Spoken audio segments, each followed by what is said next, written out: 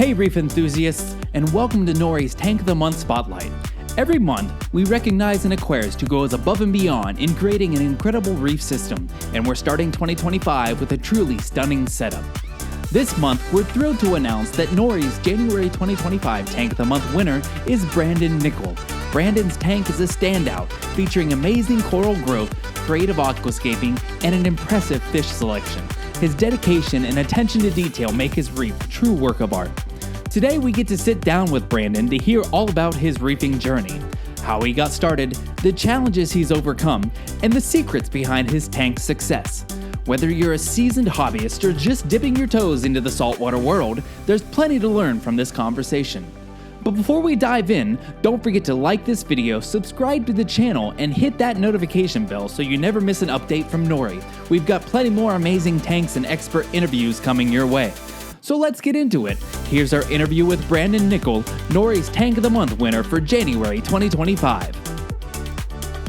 Congratulations on winning Tank of the Month for January. So very first one of 2025. Tell us a little bit about yourself and how you got started in the reef keeping hobby. So my name is Brandon. I started in 2004. Man, back then, I think I was 14 when I got my first tank, and it was a cube with PC power compact bulbs. It was a little 8 gallon, and all I really wanted was a couple rocks and 2 clownfish. Like that's really all I wanted back then. But that quickly changed. I think within the first year, I owned 3 tanks. Like I had the 8 gallon, a 14 gallon, a 30 gallon. I basically went through the whole BioCube lineup within a year, yeah, that's originally all I wanted.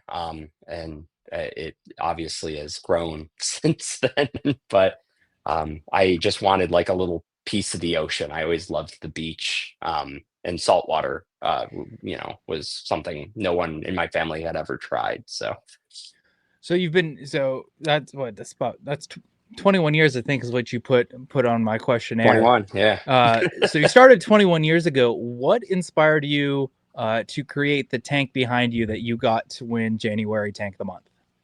Oh man, I don't know. I don't know if it's any like specific inspiration. It's just things started to do well with this setup. And I just, I don't know. I was really drawn to Acropora, and I just think that something clicked with this tank. Like everyone who comes over and sees this thing, I always tell them, I'm like, I have no secrets. I will 100% tell you every single thing I'm doing. I even have it on my notepad. Like I will copy and paste my dosing regimens to anybody.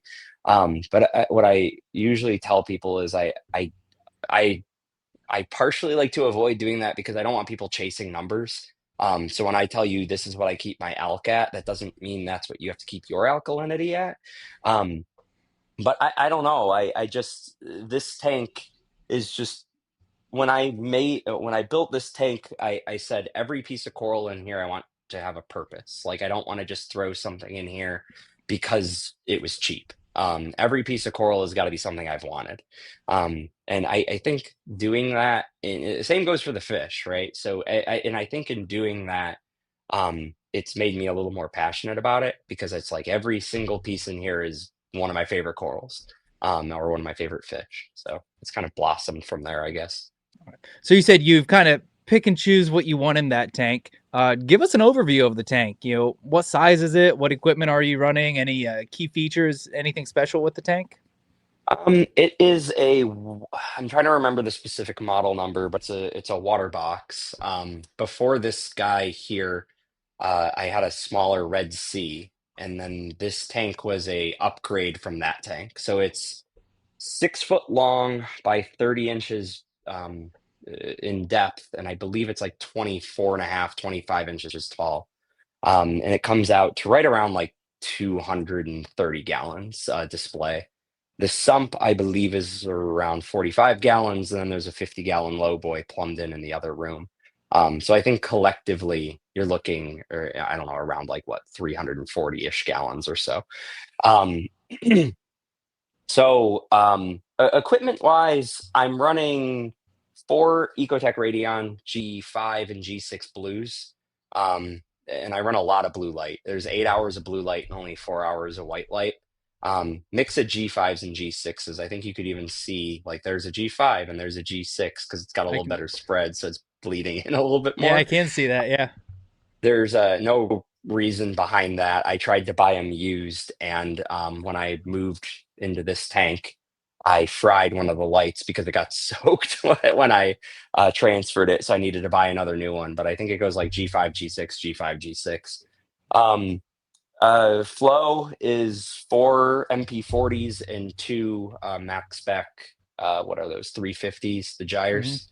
Um, Filtration, I've got it basically goes all the systems plumb down into the sump, the frag tank and the display, through a Red Sea Reef mat 1200. Then it goes in where I'm running two protein skimmers, both are Aqua 8600s, one of which is for ozone and carbon. I'm sorry, no, not carbon, CO2 scrubber. So Okay. ozone and a CO2 scrubber. The other one is for nutrient export. So the other one's just dedicated to pulling nutrients out. And then I do run carbon through a manifold on the tank. Run it And through a reactor. it's a react. It's just one of those little BRS Yeah. reactors. So it goes through the manifold and just Yeah. goes right Yeah. through Yeah. the system.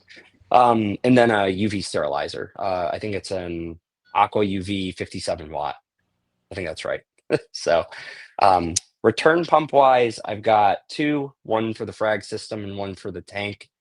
The tank is the Red Sea Reef Run 9000. And I don't know if they make those anymore. I think they stopped. I think they only do the 7000s now. Um, and then cheaper, I don't even remember what it is, honestly. Like it's probably like one of those Jibao Yeah. 1600 pumps for the frag tank. So Hey, you can't go wrong with them. I So you talked a little bit about what runs your tank. Tell us about what you have in the tank. What coral you have, fish, and what are your favorites? um excuse me. It's hard to pick a coral because I think there's over 100 acropora in the display. Um, and my favorite usually changes like whatever's new. Like I really wanted like RRU Angry Birds, and I got a frag of that, and that was my favorite for a while. Fish wise, I really love my purple tang. I have a really big fat powdered blue in there that I love a lot, and then I have a mandarin, which I really like just because I've been in the hobby so long. I've never been able to keep them, and I just was too scared to get them. So the fact that I have one in the system and it's been alive for the last 5 years is, I don't know, it's nice to me because my wife, that's her favorite fish too. But my kids have named, I think, most of the fish. Like the purple tang is Doozle, and then my blue regal is what's his name? There's Doozle and Deeber, and then all of the chromis are Turb. So they all have the same name. Yeah. But it's funny because the other day the chromis started laying eggs Oh, all over the really? glass. Yeah, so I didn't know what this stuff was all over my glass. And I came down here and I get my, scraper and I'm going at the glass and the one chromis is just viciously attacking the scraper. I'm like, what's going on? And I Googled like chromis eggs on glass, and sure enough, that's exactly what it was. And I was like, oh, but I felt awful. I'm like Oh, it's like traumatizing this fish. Yeah, I don't know. Coral, I love Acropora. I love torches. My favorite torch is probably my CC 24K. Like that thing is just so yellow. hmm It looks so much different than all my other holy grails. Coral wise, I don't know. I love the Angry Birds, TRC Superbird, but my Motor City Coral's Prom Queen, that colony just looks outrageous. Like it's very, from the top down, it's just really, really pretty. It's just got this pink in it. I can't get out. Even my home wrecker doesn't get that pink. So I didn't notice. Your tank does look very acro heavy. Is that yeah, pectinia on the one side? yeah, yeah. It's right there. You Yeah. see it. So You see the clownfish is hosting it. You just got to well, see him I there. I have the tank picture pulled up Yeah. on my screen here. So it looks like, very heavy acro. Is that a Raja Rampage Yeah, there's there? Right? I think there's four chalice in there that I actually got from my buddy. He was breaking down his tank and he's like, here's some chalice. So I do have a couple chalice in there. There's torches, there's hammers, there's the what you pointed out, the Space Invader Pectinia. Um, and then pretty much other than that, it's all acros. I don't have many zoanthids. I do have a zoa garden in my frag tank. It just feels like every time I put it in the display, it feels out of place. So I always end up putting it there. But it's mostly acros. I don't think other than like the zoas, I don't think I have any softies. I used to have this gorgeous, what do they call them? The Kenya trees. Hmm.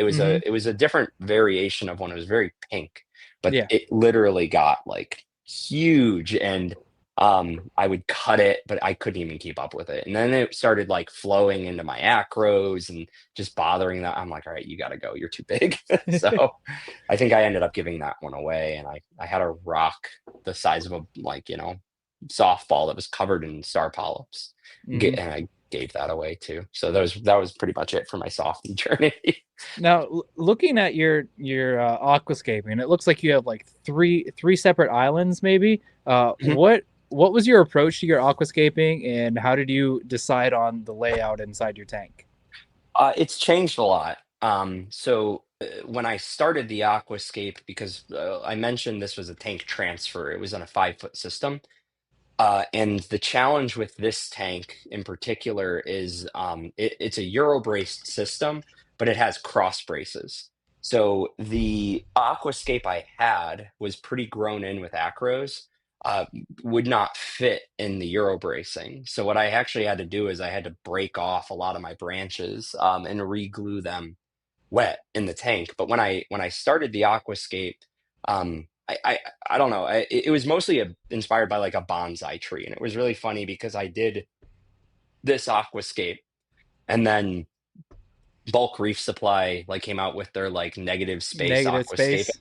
and then everyone's doing the same thing I was. But honestly, I just used super glue and JB water weld from Home Depot Yeah. to do the scape. But what I wanted to do was create like, I mean, in some of the pictures you could see a little better, but just kind of like a structure where it was thin on the bottom and then would branch out. But if you were to ever look at my tank from the side profile, it almost comes down like a set of stairs because I Hmm. wanted to be able to place acros here and here and here versus where you would see something like a tree where you could only place acros here because then everything's going to get shaded.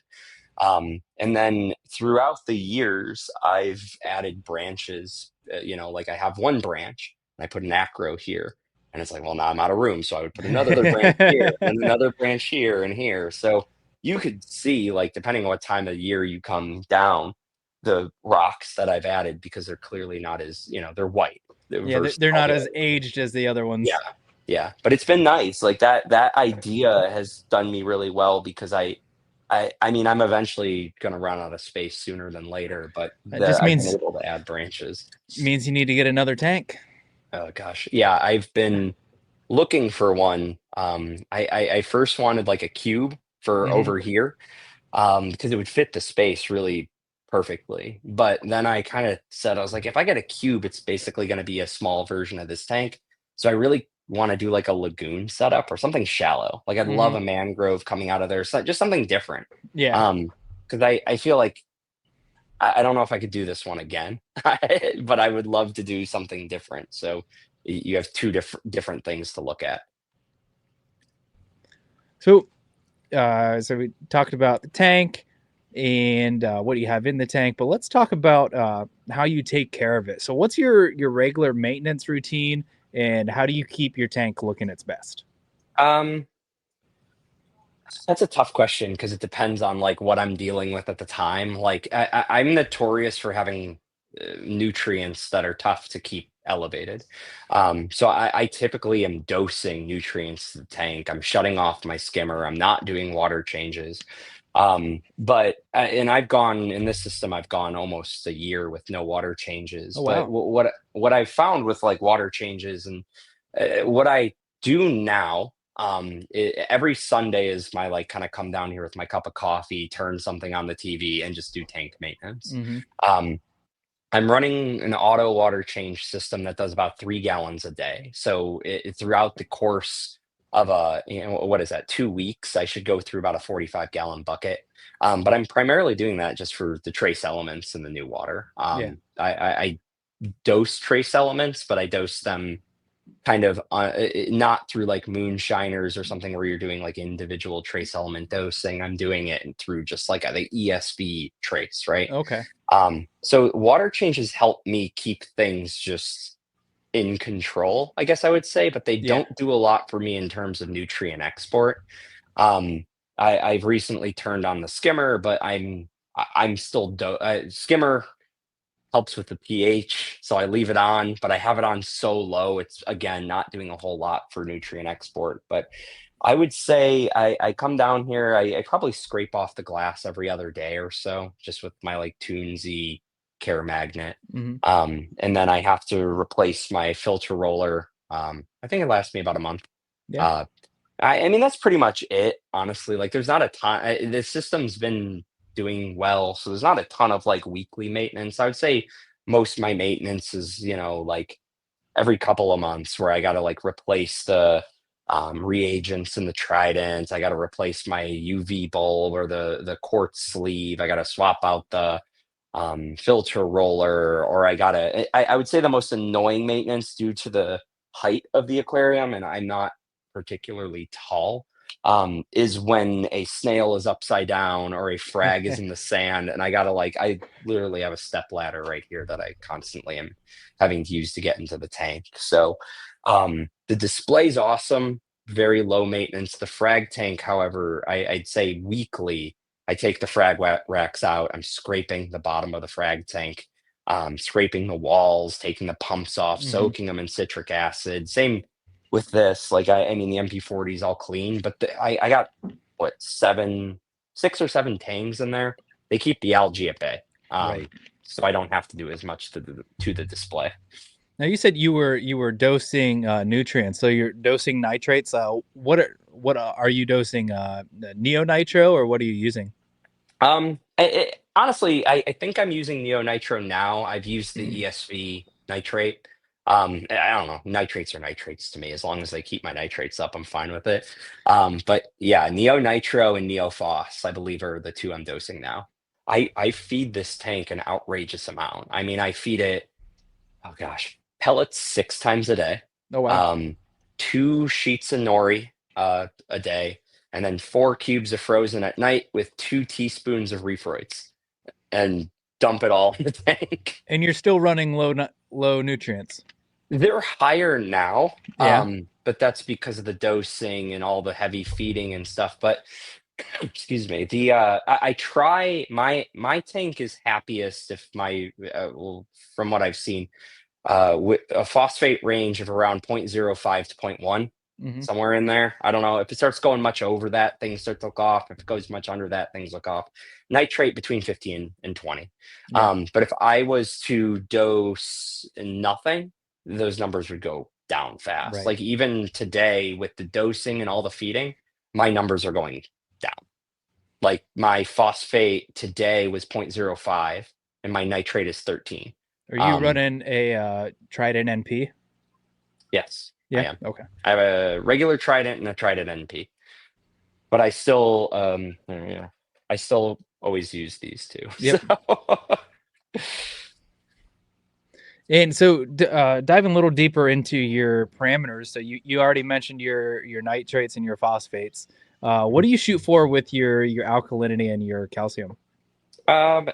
pretty, I would say pretty normal numbers, I guess. Like I always tell people when they come over, I don't want to be on the bleeding edge low or the bleeding edge high because it just gives me less margin for error. Right, I was gonna say So that. yeah, I mean alkalinity between 8 and 9. Hmm. It depends. It's gotten in the mid nines before, but as long as it happens gradually and it's not like kalkwasser just dumped, Right. a ton into the tank. Um, I think calcium is measuring around 450 right now. I think I put the exact number in there, and then magnesium is like 1400. or so. It's a My pretty mag standard. was my magnesium was really low at one point. It actually got to like 1100, and Ooh. because I don't really dose magnesium too much in the system, but I had to start dosing magnesium, and it slowly crept up over the course of a couple months. I got it back in the 1400s. So you said Kalkwasser. So you are dosing Kalkwasser to take care of your calcium and your alkalinity uptake? Kalkwasser and ESV two-part. Two So part. I love Kalkwasser, but the only problem with it is you can only dose as much as your tank evaporates. Mm-hmm. So I'm dosing 13 liters of Kalkwasser a day, and that's as much as my tank evaporates. Mm-hmm. So unfortunately, 13 liters of fully saturated Kalkwasser isn't enough to keep up with the amount of acros in the tank. So I also have to dose about 80 milliliters of calcium and 80 milliliters of alkalinity. I think I'm doing like 20, 30 of magnesium So of are the you like two-part. are you running it through your auto top off, or do you have a calcium or a Kalkwasser reactor? It is literally a 45-gallon brute trash can that I mix Kalkwasser in, and it's on Yeah. a Versa doser that's just dosing 24/7. Okay, It's but so and that takes real care of sophisticated. your your your top off as well. Then I assume. Yeah, Yeah. I've brute trash cans are my container of choice. Yeah. My top off container is also a brute trash can, and it's been full for months. Like But you the level hasn't gone down. you got that on standby just in case you need it. Oh yeah, I use Yeah. it to fill up my Kalkwasser, and I use it for the and then I also have another 45-gallon brute trash can that is a my water change container. Right. So when the Versas are pulling the 3 gallons a day, it's pulling out of that. What advice would you give to other reef enthusiasts looking to create a tank like yours? Um, it sounds cliche, but honestly, patience and stability. Like it's tough to argue against saying that, but Hmm. I see people all the time who want to literally dive into this hobby. And I it was on like a reefing website or something like that, and it said like reefing is like a car race. The faster you drive, the harder you crash. And I'm just like, yeah, that's That's a true. good one. But it just like I said, it sounds cliche, but there's so much biology in this hobby, and it can't be rushed. Like, and there's so many different variables too. I people come over, and like I said earlier, I have zero secrets. I will tell you everything I'm doing, but it's more than just a number on a page, right? Like Hmm. it depends what kind of rock you started with, what kind of sand you started with. Like it depends on so many different things. And the thing that drives me crazy is seeing somebody who's like, "Look, my tank is 3 months old," but what they don't tell you is it was a tank transfer of a tank that was 7 years old, and Yeah. it's deceiving people in the hobby and thinking that is achievable In in three three months. months. Yeah, It's like and so. Our one live stream, we had Brian from 330 Corals on, and mhm, he said, stability. That was his secret, to his success, stability. And then one of our Tank of the Month winners last year, his one of his secrets was patience. yeah, So you hear this yeah, over and over and over again. You said it may be cliche, but it's the truth. You talk to yeah, anybody, and that's what they're going to say. They're going to tell you, yeah. set it up, sit back, and relax, and let us do its thing. Another thing we always say is nothing good happens fast. So if Right. you start rushing, you're going to run into all sorts of problems. How do you stay updated with the latest trends and techniques in the reef keeping hobby? I'd say YouTube primarily. I follow like a lot of the podcasts like we were Mm-hmm. talking about, like Reef Bomb and Reef Dudes and BRS in terms of products. Like they always come out with videos about trying Mm-hmm. to sell me something new. Right. But Facebook groups are good too. I prefer the local groups over the like if I'm gonna like the Northeast Ohio groups versus Mm-hmm. the like saltwater and aquarium fish keepers groups Just that are like we're, the whole United States or the whole world for what yeah. it what it is. But they just feel more honest. Like this is somebody like I'm like, oh look, Gavin posted. I know this guy versus oh here's Bob so and so. You don't know if you could Mhm. trust what they're saying or not. Like one other piece of advice I tell people is before you go on the internet and you take someone's advice, ask to see their tank, because if it's not working for them, it's not going to work for you. They might have just Googled it and might be reading what, they found the first result was. Yeah, and I say this, a lot on our videos. You talked about Facebook groups, talked about the local ones. That's what's so nice about the NORE Facebook group. We're concentrated to Northeast Ohio and some surrounding areas. So we've got 1,200 people in the group, and the majority of them are in the Akron, Cleveland, Yeah. that like I said, Northeast Ohio. It's in the name. Uh, but everyone's local with a few outliers. I'm probably one of the active guys furthest south down in Dover, you know, uh, Yeah. Yeah. but still that's 1,200 people all in the Ohio area. So when you post a question in our group, you're not getting answers from somebody in California. You're not getting answers from somebody in Florida. It's someone that you could drive maybe an hour down the road and actually see in person. So Yeah. that's what's neat about our group. We're really close knit uh, group of people. Yeah. And that's why it's nice to actually be a part of those types of groups too. Hmm. So speaking about the groups and everything, uh, how has the NORE community helped you in your reef keeping journey? Honestly, it's just been about meeting people. Um, uh, Resources in any hobby, I think, are really important. Having an outlet where you can easily access additional resources within, no matter what it is, like, hey, I need help moving a tank, and people in that group are like, I'll do it for pizza and beer, like, Right. any resources locally that have done anything, like whether it be battled a certain pest or had a certain problem, because as much as we all want to pretend like we're marine biologists in this hobby, we're hobbyists, and we're all Hmm. running into different things at different times. And um, you could get different advice from all those people. And I think it helps to have access to that locally. Like, it's easier in person. Like, for me to explain something to you and show you is a lot easier than me to try to type it out in a Facebook post where it's up to interpretation. So what do you think sets your tank apart from the others, making it tank of the month for January? I have a lot of friends that like to post. I don't know. Hey, that's hey, that gets it. Uh, Yeah. but you looking through all the different submissions, there was a lot of competition this month. What do you think drew people to your post? I don't know. I think the picture I uploaded is a good one. It's like early in the morning. The blue lights are coming on, but I think I don't know, personally. I think I have a lot of like pretty grown out acroporas, and I don't think people see that all that often. Like, Hmm. a lot of times you see a Walt Disney, it's a frag, right? And I've got a Right. colony of it. So I don't know. I think, and even people that maybe don't know or love the acro side of things, they see the tank and they see color. Like, I'm very particular about. I don't want too many red coral near each other. So I don't know. I just think probably the, the color of the coral, probably. I remember I showed that same picture that I submitted to Steve Shin at Aquatica. Yeah. Like, oh, you don't have any fish in your tank, and I think in the picture you can see like You blue, can see. my powdered blue, and that's it. Yeah.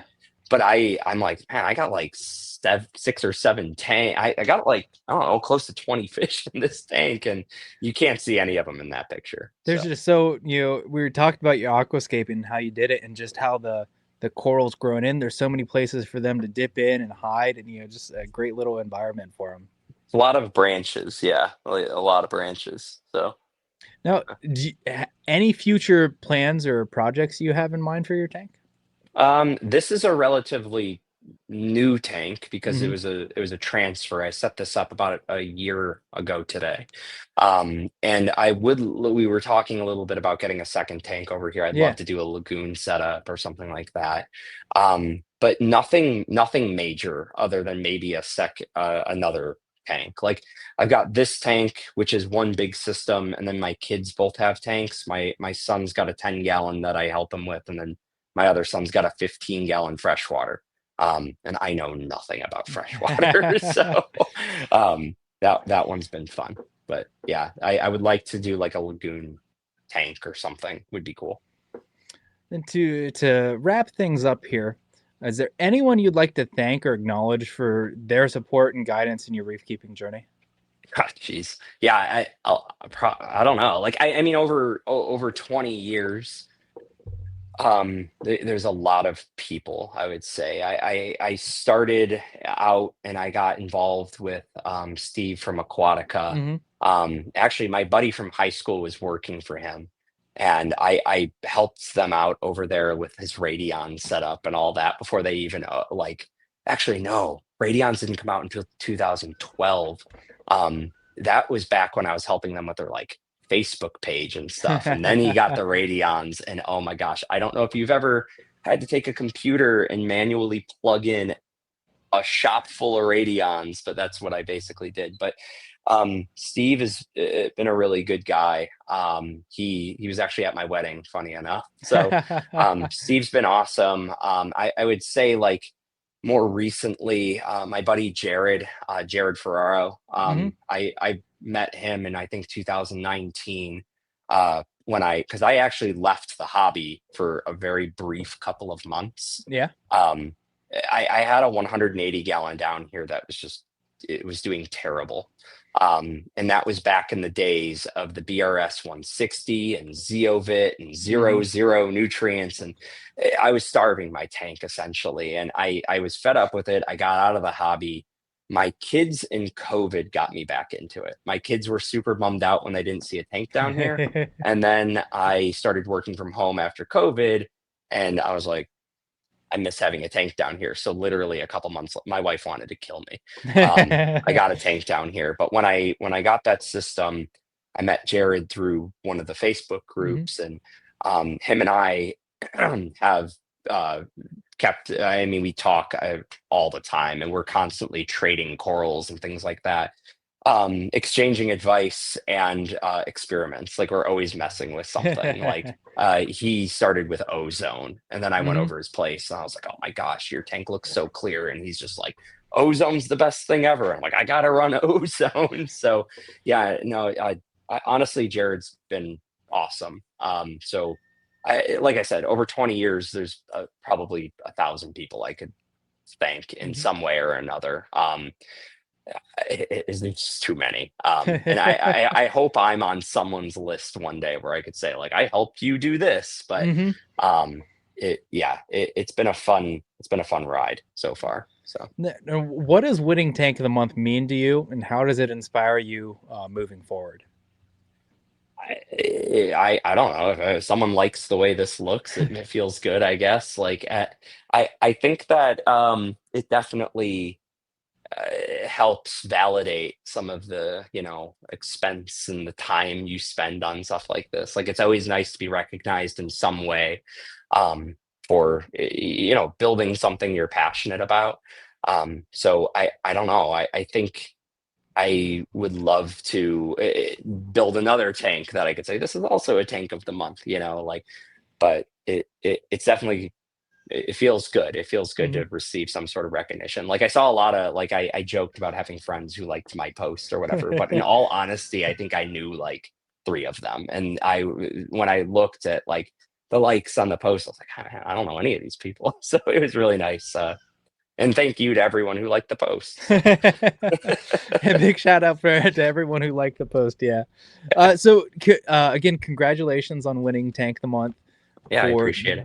January of 2025. So this is our second year going into Tank of the Month. For winning January, you're going to get a gold membership to NORE. So that gets you certain perks. If you're not a member of NORE, you're listening, and you want to find out the perks, go to nore.fish/membership. That'll show you all the perks. There's discounts at some of our sponsors, use of the club par meter, access to some members only events. But check that out and check out our website. That all that information is there. And you're also going to get a $50 gift card to the store of your choice, which I believe you chose Bulk Roof Supply. So we'll get that over to you. And I'll be, once we get our president, our vice president to sign your little certificate, you'll get a certificate saying, January 2025 NORE Tank of the Month, and I'll get that sent over to you as well. It'll go right there. It'll go right. Yeah, you got a blank spot on the wall, and then you need to get that other tank set up so you can get another one. Right. But not this year. You can only win once in a year, so we'll have to come. You got a year to build. That's fine. One I can't afford it this year anyways. So thanks for coming on here. Thanks for talking to me about your tank, and again, congratulations. Anything you'd like to add to close things out? No, I don't think so. Like honestly, like I said, I have no secrets. So if anyone has any questions at all, I'll be happy to answer them. Right now on Facebook, whatever the easiest way to get a hold of me is, I don't care. Yeah, I've literally had people come over just to talk about the fish tanks. So they don't leave with coral or anything. They just want to talk tanks. So and we're reefers. We can talk tank all night. I know my wife hates it. So thank you again, Brandon. Congratulations, and happy reefing.